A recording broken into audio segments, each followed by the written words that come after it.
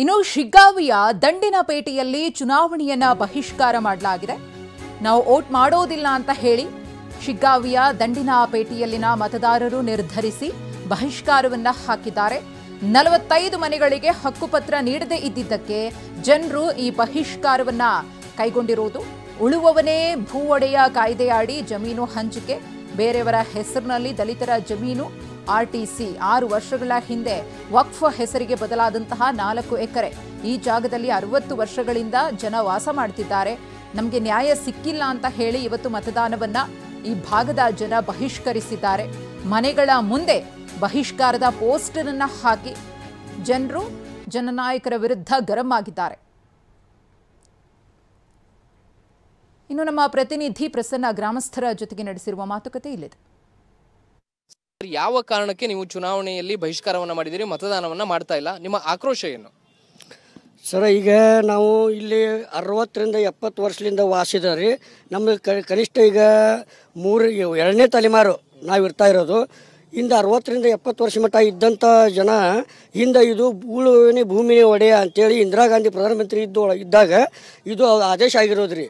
ಆ ಟೈಮ್ನಾಗ ಇದ್ದಿದ್ದನ್ನು ಏನು ನಮ್ಗೆ 2000 ಇಶ್ಯೂ ಒಳಗೆ ಏನು ಇಲ್ಲಿ ಸ್ವಲ್ಪ ಕೆಲವೊಂದು ದಾಖಲೆಗಳು ಸುಟ್ಟು ಸರ್.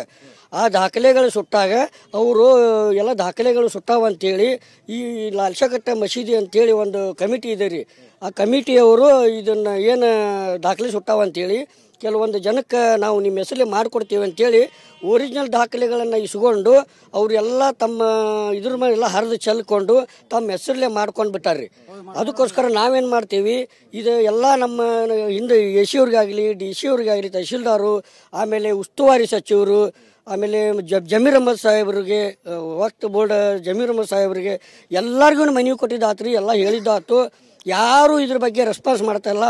ಯಶೂರು ಇಲ್ಲಿ ನಮ್ಮ ಪ್ರತಿಭಟನೆ ಹಮ್ಮಿಕೊಂಡಿದ್ದೀವಿ. ನಾವಿಲ್ಲಿ ಪ್ರತಿಭಟನೆ ಹಮ್ಮಿಕೊಂಡಿದ್ದಕ್ಕೆ ಚುನಾವಣೆ ಇರೋದ್ರಿಂದ ನೀತಿ ಸಂಹಿತೆ ಇರೋದ್ರಿಂದ ನಾವೇನು ಮಾಡಿದ್ವಿ, ಪ್ರತಿಭಟನೆ ಹಿಂದೆ ತಗೊಂಡ್ವಿ. ಆದರೆ ಬಹಿಷ್ಕಾರ, ಇದು ಚುನಾವಣೆ ಬಹಿಷ್ಕಾರ ಮಾತ್ರ ಹಿಂದೆ ತಗೋಲಿಲ್ಲ. ಇದಕ್ಕೆ ಸಂಬಂಧಪಟ್ಟಂತ ದಾಖಲೆಗಳಿದಾವ? ಇದಾವೆ ಸರ್, ನಮ್ಗೆ ದಾಖಲೆಗಳಿದಾವ್ರಿ. ಈ RTCನ ಮಾಡಿ ಇಲ್ಲಿರೋ ಮೂಲ ನಿವಾಸಿಗಳಿಗೆ ಎಲ್ಲರಿಗೂ ಹಕ್ಕುಪತ್ರ ಕೊಟ್ಟರೆ ನಾವು ಮತದಾನ ಮಾಡ್ತೀವಿ. ಅದೇ ಸರ್, ನಮಗಿಂತ ಅನ್ಯಾಯ ಆಗಿದೆ. ದಯವಿಟ್ಟು ಸರ್ಕಾರ ಗಮನ ತಗೊಂಡು ನಮ್ಗೆ ಯಥಾಸ್ಥಿತಿ ಕಾಪಾಡಿ ನಮ್ಮ ಹೆಸರಲ್ಲಿ ನಾಮಪತ್ರ ಸಲ್ಲಿಕೊಡ್ಬೇಕು.